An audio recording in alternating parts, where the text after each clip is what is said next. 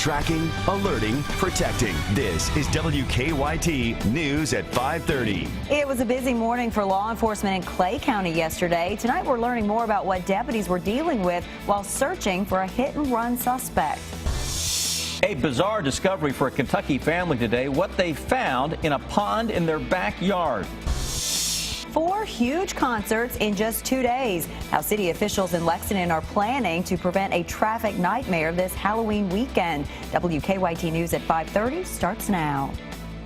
Good evening. We are learning tonight that deputies in Clay County had a lot to deal with yesterday. Tonight, they are still searching for a suspect involved in a school bus hit and run.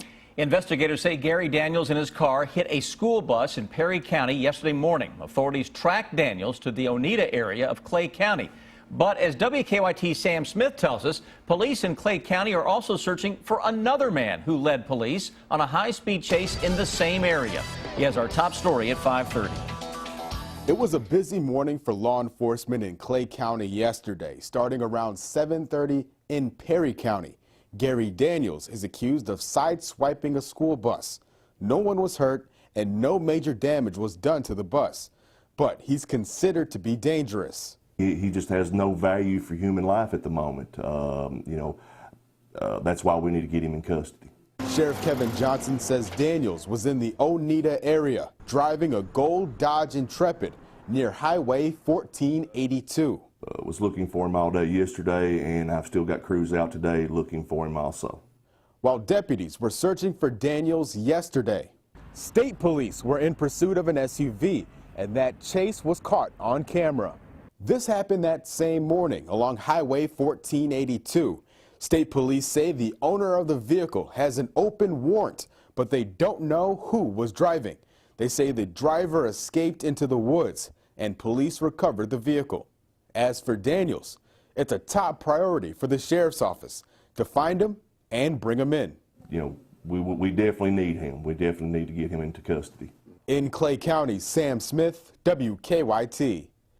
We're told Daniels spends time in Clay, Perry, and Owsley counties. Sheriff Johnson says if you see him, do not approach him. You should contact the nearest law enforcement agency.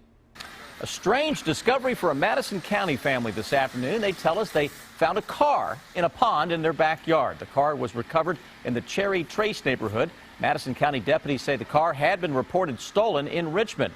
Right now, deputies believe it had only been in the pond for a few hours. A 6-month drug investigation wrapped up today. Our county-by-county coverage begins in Nicholas County. Operation Fright Night was completed this afternoon, and 12 people accused of drug trafficking were arrested. Investigators tell us the drug roundup targeted people who were trafficking marijuana and prescription pills like oxycodone. But officers tell us the arrest gives them a sense of relief. When you see these people walking on the street, and then this morning we get to arrest them, it's a relief.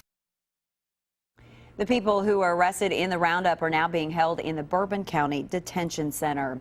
In Scott County, plans to demolish a man's home are on hold. Today, Georgetown Mayor Everett Varney released a statement with information about a potential buyer for that home. This comes after Georgetown City Attorney Andrew Hartley sent the owner, Stephen Price, a letter telling him that time and neglect have destroyed the house and it cannot be saved. Hartley said the only way the city would not tear down the house is if a third party agreed to fix it in a short amount of time. Now the buyer has 3 months to restore that home. Tomorrow kicks off a really busy weekend in downtown Lexington. It's Halloween, plus 2 Garth Brooks concerts on Friday night and 2 more on Saturday night. And we're expecting some wintry weather. WKYT's Garrett Weimer talked to police and emergency management today about the steps they're taking to make sure that everything goes smoothly. This time tomorrow will be just an hour away from the first Garth Brooks show of the weekend. More than 80,000 people are expected to be in town this weekend for the 4 shows. No doubt a fun time, but it could cause a headache for some drivers. In the Lexington Traffic Management Center, plans are already in place for the weekend. Police spokesperson Sherelle Roberts says you'll see a lot of police out on the streets helping with traffic. She says the important thing is for drivers to cooperate with the parking and traffic plans for the shows that are just hours apart. Emergency management officials remind you just to be prepared. But it's really unusual, especially on Friday, when you have 2 concerts back to back. It's Halloween. Halloween's become one of the biggest party nights. So you take all three of those events, put them together, and we really need people to pay attention. Lexington police say just be patient and give yourself plenty of time to get to downtown because of all that traffic. In downtown Lexington, Garrett Weimer, WKYT. Okay, here is a closer look at the concert parking plans. The Lexington Center is encouraging people with tickets to the 6:30 shows to park at the High Street and Manchester Street lots near Rupp. That's the 6:30 shows. Parking $15, cash only. People with tickets to the 10:30 Garth Brooks shows are encouraged to park in an auxiliary lot. That's at the corner of Old Frankfort Pike and New Circle Road. That's a little bit of a distance. So Lextran will run shuttles between the auxiliary lot and Rupp Arena for the 10:30 show. Parking there is $10, cash only, and $2 round trip per person for that shuttle. And folks are already gearing up for another music event in Lexington. 98.1 The Bull and Hardee's are presenting a special event featuring 12 country acts. Tickets for Acoustic Jam go on sale Friday, November 7th on Ticketmaster. Proceeds from the event will benefit the Kentucky Children's Hospital. The event will be December 2nd at the Lexington Opera House. It has been a cool day, maybe even a chilly day here in the Bluegrass, but you're going to need a jacket if you're going out tonight. Yeah, but get ready because some wintry weather is heading our way just in time for trick-or-treating and this Garth Brooks concert. Chief Meteorologist Chris Bailey is tracking those changes for us. And Chris, looks like we are already getting this early taste, right? Yeah, it's going to be way, way early this year, and a lot of flakes will be flying tomorrow evening and especially tomorrow night into Saturday morning. Could be a slushy, light accumulation for many of us into central and eastern Kentucky. Here's what we're tracking on Defender. What you see is an Arctic cold front. That air behind that is much, much colder than it should be for this time of year. It is snowing already into parts of Minnesota, into the UP of Michigan, and that blast of winter weather is on the way. That is barreling down and will arrive into central and eastern Kentucky as we're going to the second half of tomorrow into tomorrow evening. Now, live first alert Defender as of now, nothing is on it, though some clouds are increasing from the west. It may spit a shower at us late tonight into early tomorrow morning. That's ahead of that Arctic front that doesn't get into town until the second part of tomorrow. And already, it's a winter weather advisory for southeastern Kentucky. That's Bell, Harlan, Letcher, and Pike counties. And across the border into Virginia, that's a winter storm warning that is out for tomorrow night into Saturday. So obviously, the focus of the forecast is on tracking that winter weather threat. We will show you how much snow I think will fall where you live and time it in here with the all-important hour-by-hour forecast. Chris, thank you. More jobs could be coming to Lexington soon. Today, Governor Beshear and Mayor Jim Gray announced SRC of Lexington plans to expand its operations in Fayette County. The company is expected to bring about 50 jobs to the county. The company is also planning to expand and renovate its current facility on Eastland Drive. Right now, SRC has about 100 employees. With the weather taking a turn for much colder and wetter tomorrow night from Halloween, we have this good question for parents tonight. Where can we take children for trick-or-treats inside? Well, you do have some options for avoiding the rough weather expected tomorrow night. The biggest draw will be at Fayette Mall. Tomorrow night from 6 to 8 p.m., children ages 1 to 12 can go to Mall-Oween Treat Night. You can also have a free picture made in your costume, but they tell us no costumes with complete face mask will be allowed inside. Also tomorrow, IHOP is offering children 12 and under a free scary face pancake. That's from 7 a.m. to 10 p.m. Halloween Fest is Friday night at 6 at Central Baptist Church in Lexington. And you can go inside at the Hollywood Horror Haunted Mansion. That's at Waveland State Historical Site from 8 to 11 p.m. Friday night. Those are some inside options tomorrow night. There are probably more out there, but there are 4 right there. If you have a good question, go to WKYT.com.